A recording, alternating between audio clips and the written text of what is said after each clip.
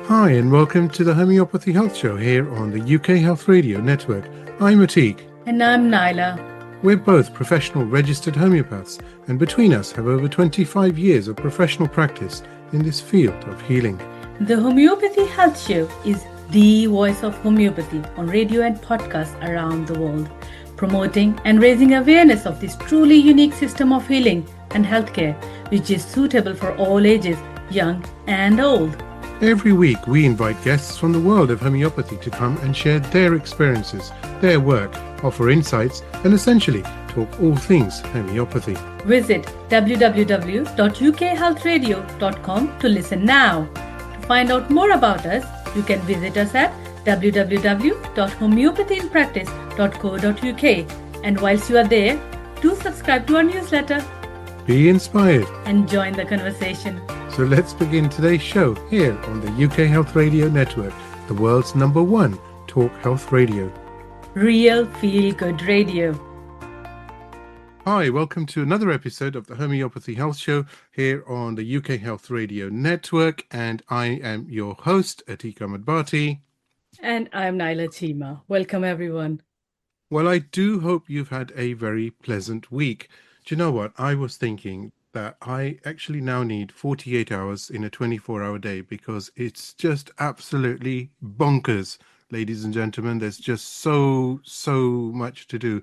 But hey, if you're listening to this show, it's being recorded during the summer months. So hey, things are not that bad. We have had a bit of a heat wave, a bit nippy here and there as well, but that's the weather in the UK. Anyway, moving forward, I am absolutely delighted to welcome myself and Naila, to welcome Nicole Barton to today's episode of the Homeopathy Health Show. She is a homeopath for 10 years. Woohoo! And that's a decade, by the way. And she's also known as Medicina Alchemilla, apothecary of ancient healing truth. And do you know what? I'm so pleased with myself because I actually just said that without any mistakes whatsoever. If only you knew what happened before we pressed record.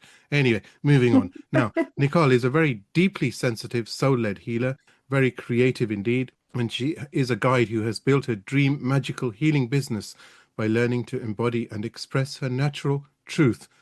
Her journey has been one of returning to her true self, reclaiming the parts of her that were once hidden or suppressed, and turning them into sources of power, wisdom, and healing. And I must add here, empowerment, which is one of my favorite words. But hey, without further ado, let's welcome Nicole Barton to the Homeopathy Health Show with open arms from myself and Naila.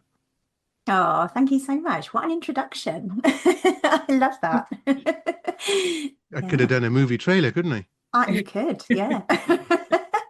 Welcome, Nicole. I'm so excited for this episode.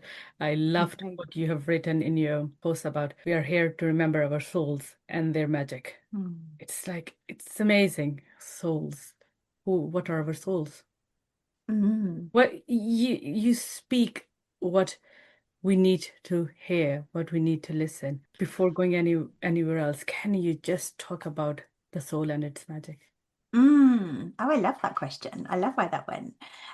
Yeah, absolutely. I feel like, and I think this ties into a lot of the work that I do. And I guess right from the start, I believe that our soul kind of comes into this life with a particular purpose, particularly if we're witches. And I don't know if you introduced me as a witch, actually, but yeah, so I would class myself as a witch.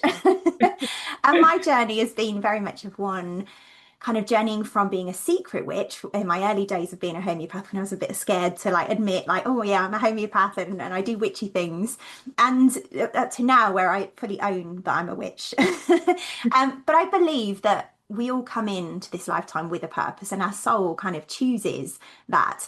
And I guess one of the things that stands out as you asked me that question is that we often look at our wounds as something that is awful and traumatic, and yes, it is, and there's a real honoring of that, so we want to be very mindful, but ultimately our soul also chose those wounds. And I believe that because the way that I have journeyed with with my own wounds is by healing and alchemizing them until they become gifts that we can also pass on to others. And so for homeopaths particularly, for anyone really, but homeopaths particularly, I'm very passionate about helping them reclaim their wounds that their soul has kind of chosen into in this lifetime, and being able to heal and alchemize that so they can pass those gifts on to others. I'm going to pause there. See if anything. I don't know if I Wow. answered your question, but that's what came. Wow, that was powerful. Like reclaim their wings and heal and alchemize. I know the secret of homeopathy is sometimes seen as making magic potions or something, but Mm, it's hard back science. But if we just go back to nature and just try to connect with ourselves, our soul, it is just getting those wings back. They're flying like a butterfly, flying like that free bird who just goes where it wants. I It love that. brings. The other thing that occurs to me there is that what I've seen is that homeopathy kind of helps us to reclaim what I call the lost parts of our soul. The parts where maybe if you think of us like an onion, and we've started right at the core with being like our constitutional kind of, for me, I'm phosphorus as constitution. So I was really bubbly and like, big eyes and like, ooh, the world's amazing. But that kind of then got layered over by all these different wounds. And so almost like those wounds become the parts that we reclaim as we journey with homeopathy until we're able to just fully express who we were born to be, if that makes sense. That's it's very beautiful what you've said, and you're talking about the human soul, and we're talking about spirit, and you know very well, Nicole, certainly Nyla and I, I know when we talk about mind, body, and spirit. But with homeopathy, I've always found that it's actually the other way around. It's soul, mind, and body. It's the soul Mm, first. It's the inception point. It's a starting point. It's how we were created. It's how we know who we supposedly are supposed to be. It's that leading guide, right? That leading light, mm, that energy of light, isn't it? It's pure yeah. embodiment of light, and it's so, so important to sort of recognize that, and how homeopathy today is medicine, as has always been medicine for the soul. It's Mm, soul medicine, right? That's what it is. And it's I love those that. beautiful chords from a harp, right? With the Mm, different energy vibrations, okay? And those are harmonics that come into life, right? And they affect your soul, and then your soul responds, and then it respects the remedy and accepts the remedy, and then things move forward. But from that, I do have a question for you, and I don't usually have many, but there's always one. The human spirit, right? Let's mm, call it the human soul, but let's say human spirit. We're so strong, aren't we? And yet on the other side, we're so delicate, the gentle. So, example, analogy: strongest man on earth, strongest woman on earth, okay? mm, But if you twist your foot, you're incapacitated, right? And it hurts. mm, mm, So, from one extreme to the other, it's almost like we talk about polarities in homeopathy, don't we? And we talk about the mm, seesaw, and it's just one or the other. And yet, we all have this, and we face this myriad of junctions in our life, don't we? These crossroads mm, at every turning. Every morning we wake up and there's decisions to be made. mm, Even sleep has become a decision, right? We have to mm, think, oh, it's time to sleep. We may not follow through because it may take a few hours, right? I've been just thinking how life is, because there's so many things bombarding us. And it's so important, isn't it, to find that balance and to find ourselves and to know who we are and to accept who we are. And even if we've made the wrong decisions or the right decisions or whatever it is, to be able to work with that, right? To be able mm, to work with that, for want of a better word, that spinning ball, and look at mm. everything and think, what's the way forward? What am I going to do? What are we going to do? How to move forward? Yeah, I love that.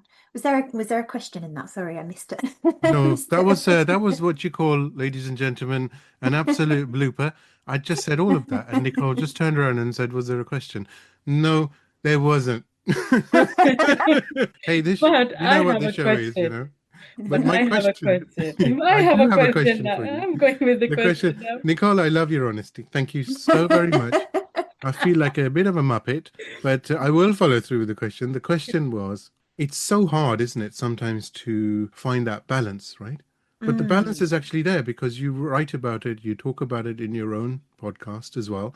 mm, And it's just a matter of empowering yourself, isn't it? It's what we started this mm. conversation. Yeah, I love that. I love that question because what occurs to me, and this is something actually, Marcus Fernandez was recently on my podcast, and he was talking about how remedies give us the chance to decide again. And I think that really speaks to that's something that always stood out to me because I trained with him, and even years and years ago, I remember that being one of the first things that he said to me.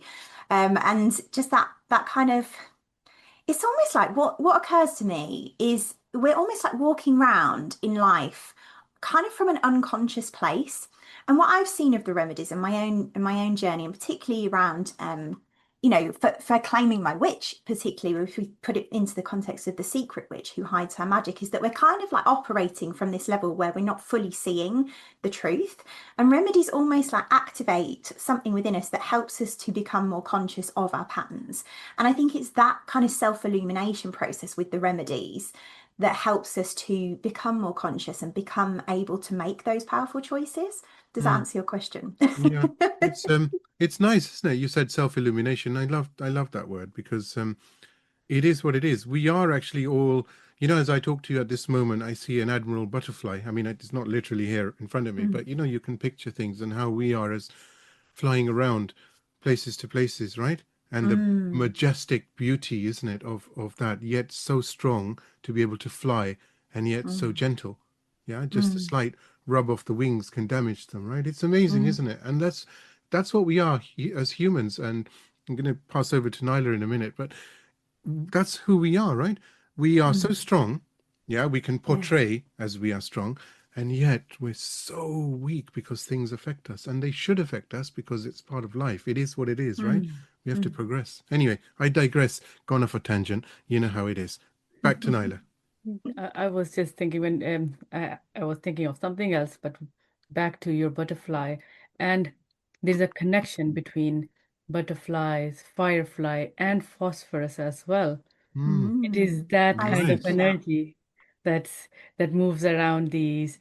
Um, I always think about phosphorus. If phosphorus was alive, it would be a firefly Mm, burning, Yeah, absolutely. flying, yeah. lighting those dark nights.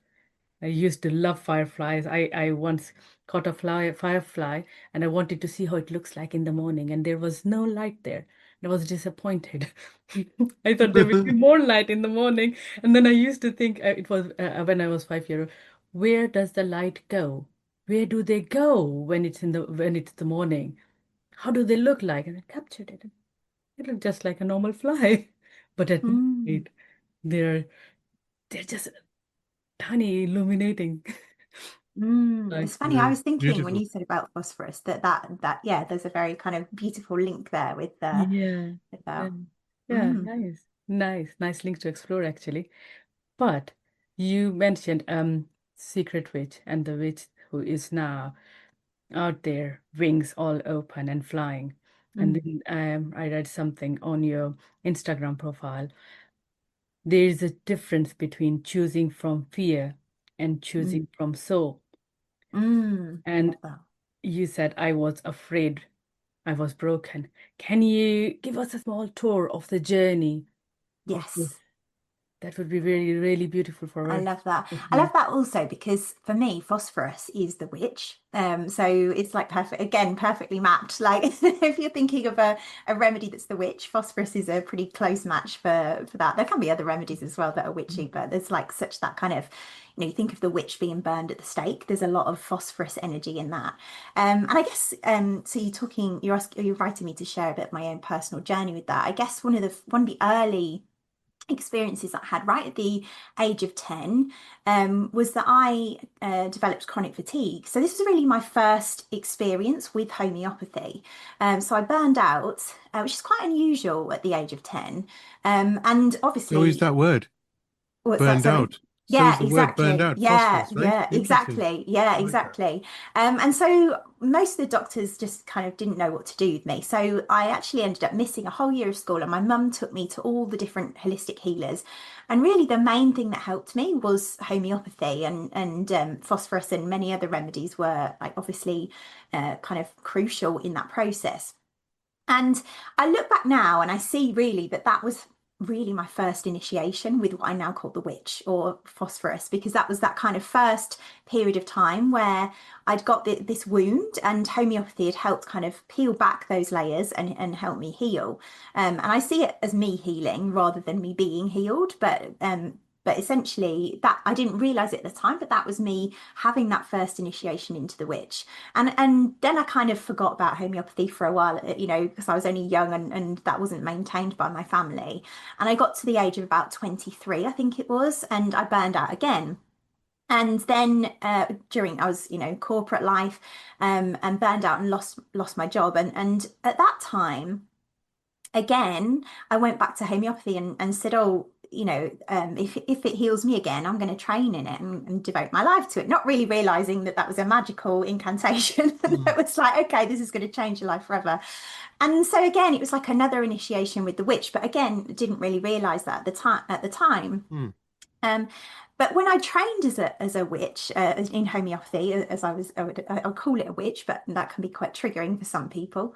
But when I trained in homeopathy and followed my soul, I began to notice that there were all these fears that came up. So the fear of being seen as a witch, the fear of being judged as a witch, the fear of, being different, because the mainstream medicine at that time was just you go to the doctor, you get told what to do, and not like you go and heal yourself and you work with these remedies. And so I remember even in the early days sharing on social media, and somebody called me a charlatan. And so there was so much fear coming up as I was stepping into this. And so that's when I then began to work with archetypal psychology. So I'd done my journey with homeopathy and I moved into studying what I thought was archetypal psychology. As I worked with those profiles, personality profiles. So when we talk about archetypal psychology, they're kind of like almost like personality profiles, which now I look back, I see, oh, hang on, there's synchronicity between the two. But I ended up working with, say, archetypes like the witch as a kind of personality profile, or the queen as a representation or symbol of power, or the wise woman as a symbol of like our wisdom, or the wild woman, a symbol of us expressing our truth. And I started to see and actually started to relate to them as remedies rather than archetypes. So the queen was Aurum, because there's that kind of gold power kind of theme in her. The wise woman was Luna, and that kind of reclamation of the rhythms and cycles of our natural body, as particularly as women. And then the wild woman became archetypal. I call it archetypal she-wolf, but laclupinum, like the mother's milk of the she-wolf. And so I started to interact with them that way, and started to see that, like, essentially I was a witch and I had an inner apothecary of these archetypal remedies, as I now call them. So I'm going to pause there because I know that was quite a long answer to your question. No, that was a beautiful question answered actually. I was when you were talking about it, I went on a journey. I'm going back to the butterflies again, looking at the egg stage and the larva, the caterpillar, and that going into pupa, and now you have your wings and a butterfly has emerged. It's moving around the world. I love that. It just like unfolded like that big journey. Beautiful. It's beautiful. Being around the butterflies here today. You need to go back and read the butterflies now. I'm going to look up the archetypal energy of the butterfly. Yeah, do that. It was beautiful how you. I'm so sorry, Atiq. I'm jumping in all the time, but No, please do, I'm so excited. I'm just kind of have this connection with you. The wise woman Luna and the Laclupinum, the she-wolf. It's archetypal women. I'm so fascinated about it, and I think people can go and see all this on your Instagram profile. You've put quite a lot there, and your beautiful podcast as well. They can listen to that. Yeah. Thank you. Yeah. What we're talking about in those layers essentially is layers of the witch as well. I call them like the surface layer remedies of the witch, because I have kind of developed a way of mapping our soul, particularly for healers who are here to be witches, in terms of like it's helpful to see the different layers of remedies that our soul has come in to work with as healers for us to be able to express into the world.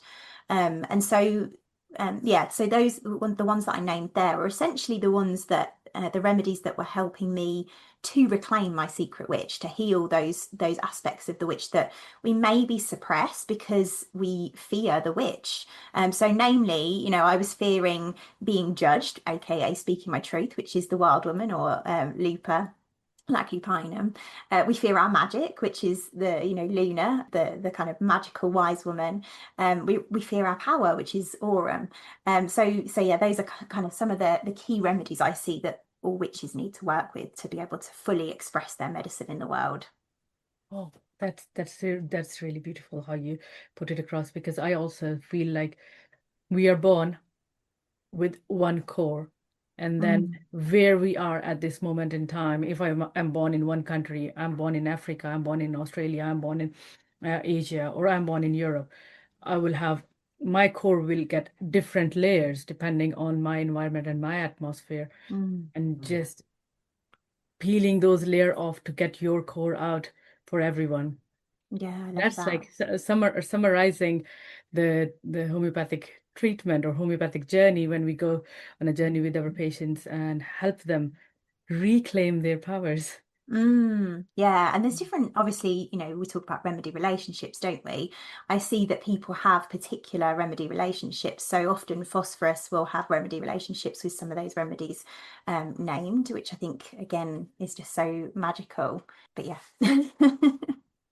It's you know, it's you talk about, you know, self-healing, and we've spoken about the remedies, of course, but it's amazing, isn't it? We talk about the human spirit and what can be achieved, and certainly for those wanting to know about you, do visit Nicole's website, and the story itself. And but it's hard, isn't it, as well, though, right? We talk about homeopathy, and we talk about self-healing, and we talk about self-empowerment, and we talk about resilience, and we talk about, yeah, come on, pull your socks up. It's, you know, it's a struggle, but man up, I suppose, as, you know, for want of a better word, or a woman up, to be honest, you know, like pull, just go forward and strive and strive. Sometimes you just need somebody to talk to, right? You just need somebody to listen, and that's actually really profound healing. We know as homeopaths that consultations are so empowering, aren't they? They're so good, just to get it off your chest, right? And then to find that inner peace. I mean, we mentioned before the recording about Ian Watson, who's a good friend of yours, Yeah. and he's been on the show several times now. And, you know, just he's talking about the thought processes, and I know that you follow that as well with your own style. You know, the thought processes, and everything about how to come out of situations and how to be wholesome. That's a good word, isn't it? Well, there you go, wholesome. And not Yeah. talking about a loaf of bread, okay? I'm talking about the human spirit. I love that so much. Yeah, because we so often think that we're not whole, and the remedies are kind of reminding us that we are, and taking us back to reclaim that. But I love what you said about it not being easy. I think that's something that the witch herself actually represents, because the fear of the witch, if we look at her through an archetypal lens, is that she is this dark figure. Like, we see her as ugly and scary, and in all the stories she's woven to be this bad person. And so what I've found that we can be tempted to do in our healing is to almost like gloss over all the darkness and go straight to the light. Whereas when we're actually, you know, in it, we want to really bring presence and love to the wound and the darkness that we're in. And it's almost like in embracing that darkness of the witch is where we actually heal. And I think that's something else that remedies help us to do. Yeah, you're absolutely right. How do you go about, for those of you that may be not aware of some of the work that you do, what do you actually do? I mean, in the sense of when a patient is sitting in front of you, you know, it'd be nice to know, Mm. it'd be nice for people, for the listeners around the world, to know the largest radio show on homeopathy on this planet. Okay, I just had to say that. It's just so exciting for me. Anyway, totally went off tangent, but hey, it needs to be done. Okay. Oh, By I the way, love no that. commercials here. Okay. I love that. Yeah, well, it's interesting because I actually work very differently to kind of traditional homeopathy, I guess you could say, in that I don't actually work with taking the pills. As we kind of all know, homeopathy is an energetic medicine. Hmm. So one thing I started to notice as I was journeying myself with these remedies is that I was, say, working with the queen or the witch being phosphorus, queen being aurum, and those were how I would hold them. I was working with phosphorus and aurum, but I didn't actually take phosphorus or aurum. I was just working with them through like almost like distilling how they showed up in wounding and how they showed up in gold, what those different expressions look like. And so as I was really, what I was doing was bringing the personality profiles to life within me and mapping like where I was showing up in, say, where I was not owning my power, or where I was not owning my magic, or I was burning myself down instead of being radiant and sharing my light as phosphorus would. And as I was doing that, and even as I started to talk about them in the collective, so I would share on social media and I would bring groups of women together and I would just bring the remedy alive by talking about it. So I'd start to have circles where I'd be talking about Aurum or talking about any of the remedies that I mentioned, Luda or She Wolf. And just as I was bringing them alive for people, people were responding as if they'd actually taken the remedy, which is quite profound to see. I was like, oh, hang on, they haven't taken the remedy, but they're acting like they've taken the remedy. And so I started to serve in that way. I started to hold circles and bring the particular aspect of that remedy alive for people. And then they would go away and they would work with self-illumination inquiries, so like journaling around that remedy and where they were in relation to that remedy, whether they were in the shadow of the remedy or the gold of the remedy. And then they would start to progress into like embodiment. So they would start to bring aspects of that remedy alive through, I don't know, maybe they dress like phosphorus, or they dress like the wild woman and she wolf, and Hmm. or they dress like they adorn themselves with magical jewelry or whatever it is. That's going a bit superficial because there's a whole depth to the self-illumination piece, but it's just to give a kind of overview. And that's where I started to see people like really actually healing. And the same for me as I worked with them as personality profiles. And I will just say they're not just personality profiles. For me, I think each of, like you say, each of these remedies has a spirit, is like a spirit guide as well, is how I also work with them. But in essence, quite differently to how most people work with remedies. The reason for that is, and I think this is central to a lot of the work that I do and my belief around homeopathy, is that for me, like yours like, isn't just about how we work with the remedies. It's not just about onions for hay fever and all of that. It's really, I see it that people are remedies.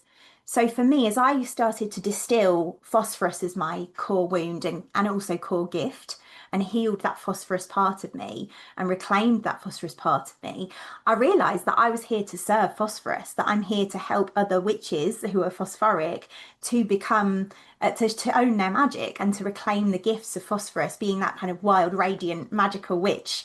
And so each of us has our own version of that. And I think that's part of the power of working that way, is that we're actually living, breathing remedies.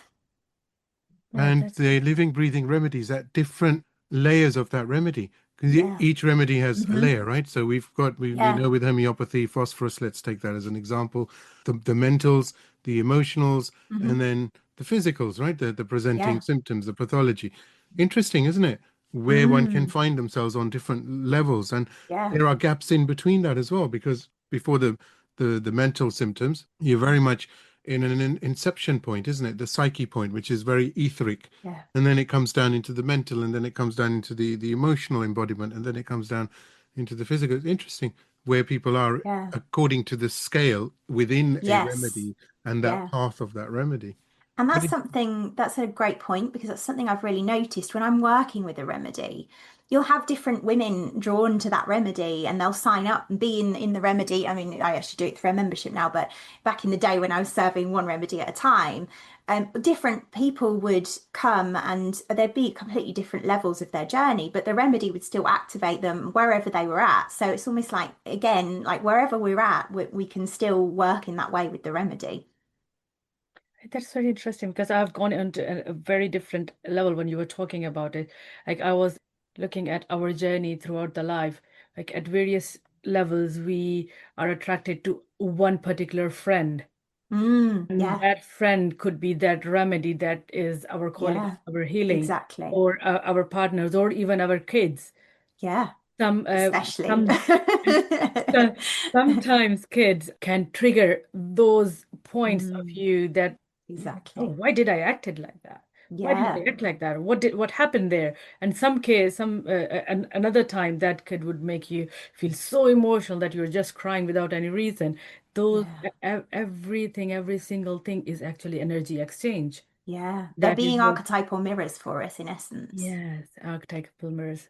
I love that name. And that is what actually homeopathy does. It's just energy Yeah. exchange.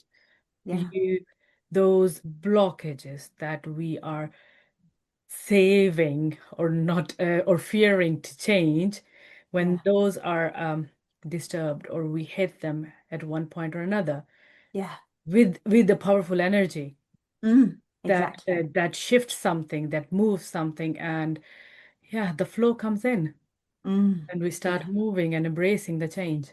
Yeah, yeah. And we have to do that with deep love for and compassion for those parts of us that have been in wounding. That's one of the things that I've found is that you can kind of go into that beating up and being like, oh, I'm in shadow here, I'm in wound here. How did that happen? And we get really, really cross with us, but it's especially witches. We're like, damn you, why have you done that? And it's like, no, we need to bring love to that part because that part's just operating from a remedy state. And so that's also vital for me in the work that we do is that we bring love to those wounds. I have something from you here. What if the thing that hurts us is also our healing? It's Mm, very powerful what you've written. And can you say a little bit more about this? Because I think that is very much needed in today's society, Mm. because we fear the hurt and yes. whatever decisions we are making around ourselves, around children, around family are to not be hurt. Yeah, I love that. And I think it ties into people as remedies as well, because often, as you just said, people can trigger us. And we've been conditioned, in essence, in our society to avoid being triggered. It's like we want to just be peaceful, we want to be calm all the time, and actually, the more we resist the triggers, the less peaceful and calm we are. But I see that really the wound is almost like a doorway. It's like a doorway into the healing. And so for me, particularly as well, we talked about the layers of our soul map. I always say that for me, and my own experience was of this, like when we go into our deepest wound, and when I say our deepest wound, I kind of mean, there's different wounds that we have that are all deep, but there's always usually one wound that has kind of stuck with us through lifetime. I mean, for me, it was the abandonment of my father left when I was 4, and I think that's probably what kind of set off that initial phosphorus state, that kind of sense of being abandoned, and so that wound has kind of stuck with me, and so I call that like our core wound, or our soul remedy layer, if you like, of the That's map, nice. of the soul That's map. really Yeah. nice word to soul remedy layer. That's core Yeah. wound. That's really nice word to say because yeah, those years, the early years, I call it the first 7 years of your life. Mm, If something a big something happens that has a big impact on you, that becomes your yeah. core wound, and that can actually build a path. I call it a home. Yeah. Mm. I will follow your homeopath, the path to your simillimum, but that Yes. path is laid in those 7 years of your life. If you have Mm, beautiful, without any issues, if the 7 years are without any core wound, the life will be different than mm. one who has got that wound at that early age. I love that one.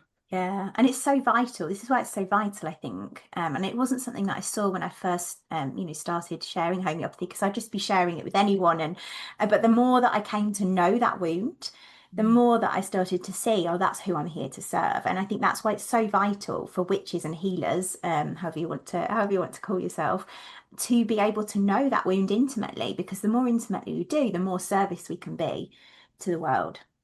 Yes, absolutely. The more service we can be, because that is what we all want to do. That is why we are here.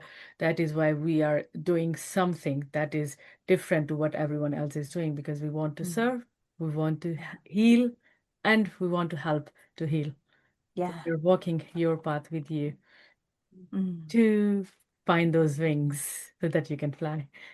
Yeah. Love it. Yeah, I love the very butterfly analogy. beautifully said, actually. Very beautifully said. But just wanted to touch upon the role of acceptance. Mm, It's a tough one, isn't it? It's a tough cookie to accept yourself for who you are, right? Yeah. Because we find ourselves in situations where we are masked and we can't actually be our true self. It's strange, isn't it? It's a phenomena, isn't it? You could say. Mm. And it's so important to just know that sometimes you just have to be in a situation, you know? Yeah. But acceptance is very important for the struggles of life as well, right? Yeah, I think there's a couple of things that come up for me in that. Firstly, it comes back to that learning. It's almost like learning a muscle, learning like a new muscle of like how to love ourselves, how to welcome these kind of wounded parts of ourselves. I think ultimately that is the healing for me, because we talk about suppression. We're usually suppressing something because of shame. So the more that we can bring love to that shame, the more healing there is.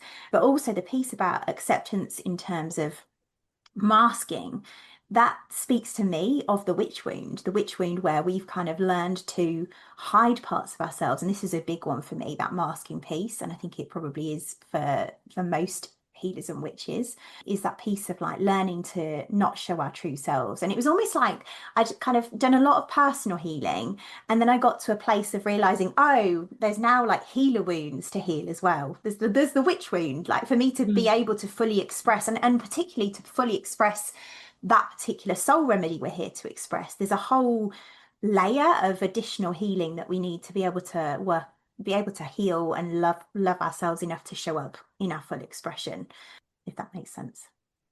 There's something very, very profound what you have said here.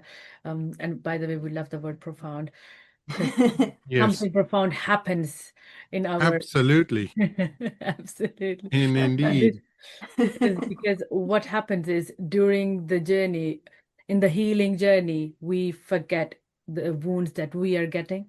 Yeah. And instead of healing them, sometimes they can change into those wounds that are difficult to heal. So we need to step back and heal our wounds first before taking the next step forward. This is something that I'm also trying to learn, because as we do have this phosphorus layer in ourselves, we try to give, try to lighten everyone's path, and forget that we also need to reserve that light for ourselves. We can reflect back, we can heal back, we can help ourselves, ground ourselves, get all those energies back, get all those our vibration back. So other people, when they walk into us, they can get the full light of us. Yeah, that's so vital actually, because so many from the witches that I have worked with, so many of us secret witches, I'm going to say, feel that it's selfish to do the healing work for ourselves. Like, we want to give to others, and yet like it's so not selfish, because for the very reason that as we are healing ourselves, that's what's then enabling us to heal others, because as we heal ourselves, we're reclaiming our gifts to be able to say, okay, well, this is how I've journeyed with it. And that again becomes a remedy for others. Yeah, Mm, yeah, brilliant, absolutely. beautifully said. I think that is where we can end this conversation. You cannot heal anyone without healing yourself. Healing starts from within. Mm, mm. Yeah, that's very beautifully said. Nicole, it's been an absolute joy. We are sadly at the end of the episode. Time flies, doesn't it, when It you have does. I loved it? that It just conversation. just goes Loved so it. quickly. But Seriously loved it. if people do want to know more about you, please do share. Oh, yeah, lovely. Well, yeah, so I have my website, which is nicolebarton.co.uk, or you can also just visit secretwitch.co.uk for our podcast. I'm on Instagram at I am Nicole Barton, and I also have what I call moonlit apothecary emails. So these are like moonlit love letters to awaken your inner apothecary, as I call it, for the secret witch remembering her magic, which is at nicolebarton.co.uk/moonlit apothecary. And we also have the apothecary membership, which is brand new and very exciting, where I'm serving all the witchy remedies. Wonderful, wonderful Brilliant, indeed. wonderful. So a reminder for everybody: do connect and do follow Nicole, and hey, do follow us as well. You will find all our social media handles online. Of course, just type in Homeopathy Health Show, type in my name, Atiq Bhati, or Naila's name, Naila Chima, or Atiq and Naila. Just type in whatever you want, as long as it's linked to homeopathy. I promise you, we will actually show up. I did this recently on a search engine, and I was absolutely surprised that The show seems to pop up everywhere. Yeah, fun, isn't it? And if Good you enough to have a cake. and if you don't want to type in, you can read and just click. Yes, absolutely. And reading is the most important thing, is it not? It was wonderful to have you here. A delightful morning today, and thank you for sharing all your wisdom and your witchy potions with us. Oh, it's been an absolute privilege and just an honor. I absolutely love your show and what you're creating. So thank you so much for having me. Thank you.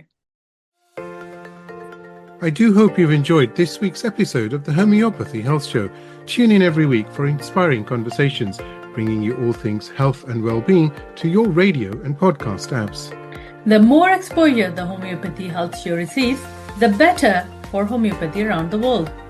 And please do support the show by clicking follow on our socials. You can find us at www.homeopathyinpractice.co.uk and on Facebook and Instagram at Homeopathy in Practice. Do give us a follow on there. Let's promote the voice of homeopathy around the world together. Until next time, stay safe and take care.